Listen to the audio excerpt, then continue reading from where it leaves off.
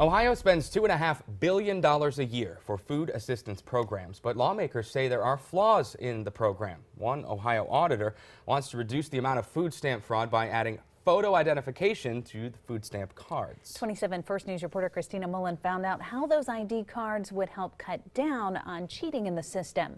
She's live in the studio with that story this morning. Mahoning County Food Assistant Program serves more than 35,000 households, giving out $40 million a month for groceries. And here's how the program works right now. Clients get money loaded onto an Ohio Access card. It works like a credit card using a PIN code at the register. Robert Bush, he's the executive director of Mahoning County Jobs and Family Services.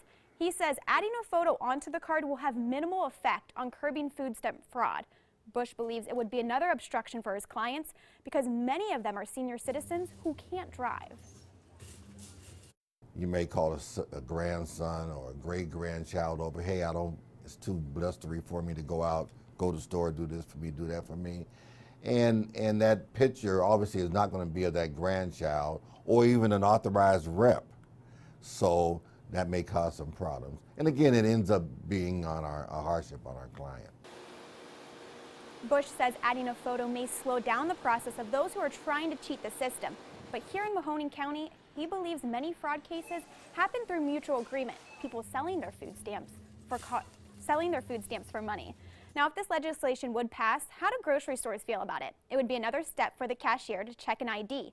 I asked a local grocery store owner how they feel about adding these photos on their food stamp cards. Hear what he has to say coming up in the next hour. In the studio, Christina Mullen, WKBN 27 First News this morning.